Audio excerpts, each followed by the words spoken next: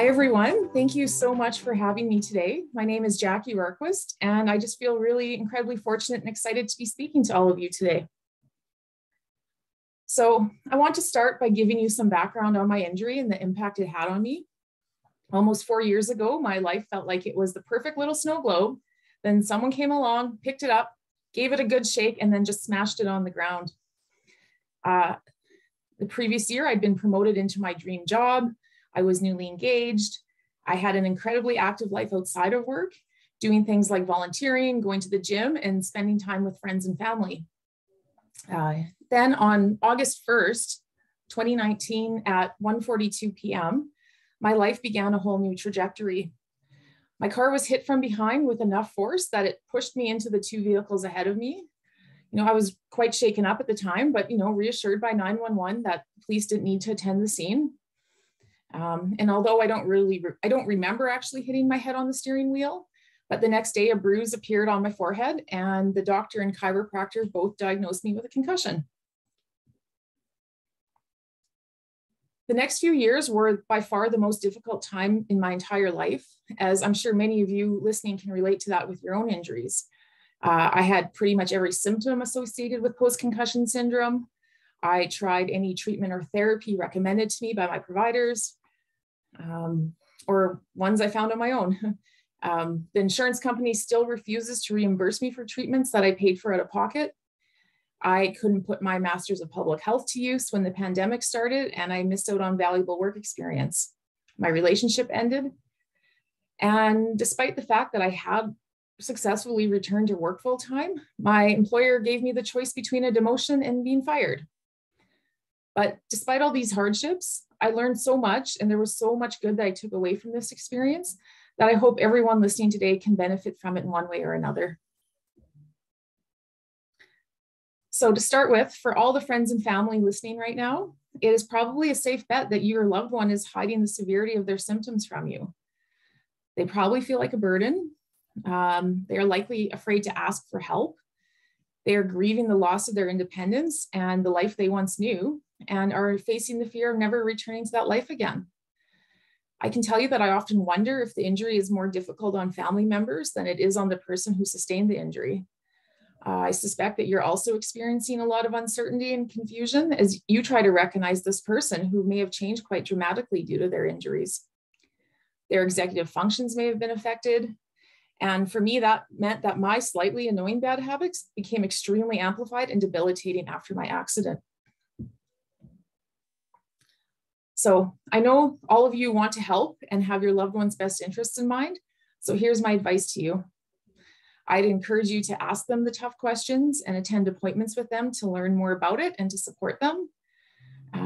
You can help them with their rehab homework. That is awful, awful stuff sometimes, and it would just make it more fun to do it with another person.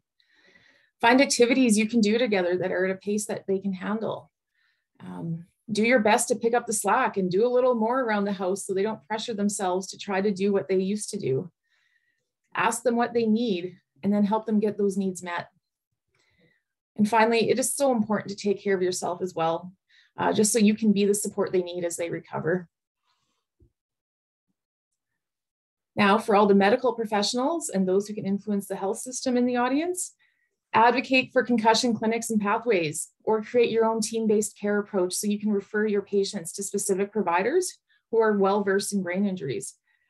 It would also be ideal to coordinate the treatment planning so the rehab the patient is doing is appropriate for their current abilities and it's not too overwhelming for their system. In my case, every person I saw seemed to send me home with some homework, and it becomes really difficult to manage all of that. I was very fortunate to have an amazing care team, but at the same time, most of the providers I saw, I found them through word of mouth referrals from friends. One simple thing you can start doing today is documenting the homework assignments so your patients don't have to rely on their memory. I went from having a razor sharp memory to a really bad one.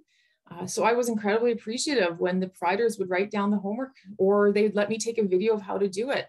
You'll see on the slides there that a photo of me where the physiotherapist was instructing me how to do the exercise. He videoed it, so I had those instructions home with me when I needed to do it. Other options would be to create a handout of the assignments you normally give to your patients, or even just, like I said, have them record the instructions on their phone. So many concussion patients struggle with having their insurance claims approved. And the success of that claim is often solely based on the detail in the medical notes. We all know it's next to impossible to fully document the conversation you're having in the room with your patients. So leverage the functionality of your electronic medical records to create concussion-specific templates. You could even have your patients complete a form to help them report all of their symptoms thoroughly and to speed up your documentation to make it more efficient for you. And if you really want to take your concussion care to the next level, start a support group for your patients so they can share their experiences, cheer each other on, share resources, and inspire each other. And I just really want to give a big shout out here to Nexus Vision Center in Regina for doing this, because they've started this group, and because of it, I am just in awe of the other participants and the grit and resilience that they demonstrate every single day. Now, for all the people in the audience that are struggling to recover from your injury, the first thing I want to tell you is that having fun is healing, and sometimes less really is more. It's not uncommon for people with a concussion to be stuck in a fight or flight state, and that means your body is in the survival mode. But when you're having fun, you're actually using your parasympathetic nervous system, and that puts your body into a rest and digest state so it can repair and heal. You may need to be creative about how you can have fun and still manage those symptoms, but I challenge you to find a way to have fun or do something simple that makes you happy every single day. Another lesson I learned through this is that not only do we need a village when raising children, but we all need our own village. The amount of people who stepped up to support me and help me through this was incredible. I always greatly appreciated the kindness and friendliness from the staff at my providers' offices. I appreciated it when friends and coworkers would offer me rides, check in on me, take me out, or just drop off some small gifts. And it also meant so much to me that my family was always willing to drive me to another appointment, no matter how cold it was outside. They just say, yeah, what time would you want me to pick you up? And they were there for me. And you know, we all know that none of us like to ask for help, but please let your village take care of you and let them give you that gift for all the times you took care of them. Another thing I learned through this was to gamify the things I found difficult to do. So this was particularly helpful when rebuilding my executive functions. Something as simple as putting away laundry honestly felt like the most overwhelming, anxiety-ridden task I've ever had to do.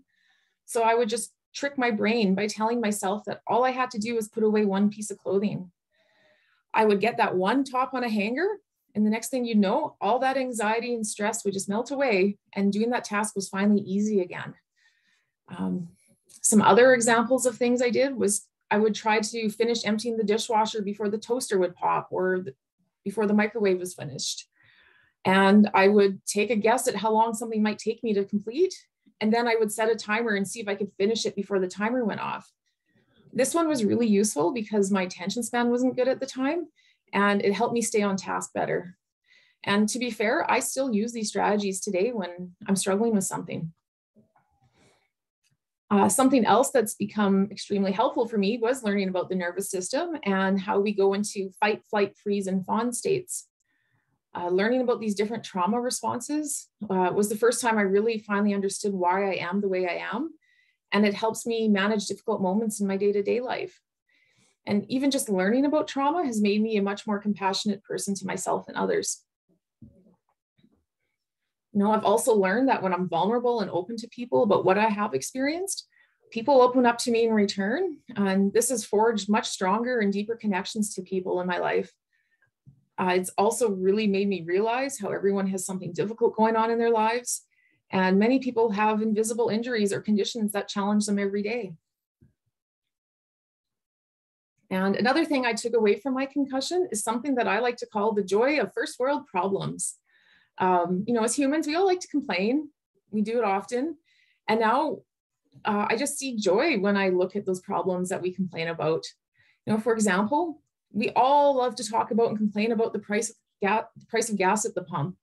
But after not being able to drive for several months, I don't care how much the price of gas is. I don't care how much my car payment is costing me. There is not enough money in the world to buy you that freedom when you're injured. So this has greatly changed my outlook on life, and I see things so much differently and with so much positivity now that I sometimes still shock myself and wonder where these incredibly positive thoughts are coming from. And finally, as difficult as all of this really was, I'm grateful for all the good things I got from it too. I'm grateful that I got to spend quality time with my family. I'm grateful for that resilience that this has built within me, and how the challenges I've faced since then have been manageable because I know deep down that I'm going to be okay no matter what happens to me. I'm grateful that my symptoms made me experience what it's like to be an overtired toddler having a meltdown, and to understand how people who struggle to do math in their heads feel every time life requires that type of thinking. I'm grateful this made me rediscover my interests and who I am as a person outside of my career. And I'm so incredibly grateful for the friendships that have been stronger because of this, and for all the people that I never would have met if I had not gone through this experience. So the next time you're struggling, I want you to remember that I did recover, and to keep showing up to fight for yourself. Just hold strong to the belief that concussion is a temporary condition and that you can recover. I want you to know that you can go through these hardships and still come out better on the other side. So today I do live my life a lot slower, and I burn out much faster than I did before the accident, but I'm incredibly happy and at peace with who I am. My mental health has never been better. I have a new job working with some of the most amazing people I've ever met in my entire life, and my friendships have never been more solid. And to conclude, I just want to challenge everyone listening here to find one small thing you can do today to add more fun and joy to your life. So thank you so much for listening to my story. And for anyone who is recovering from an injury, I really wish you the best of luck on your journey, and hope that you too will feel like you came out better on the other side of it. Thank you.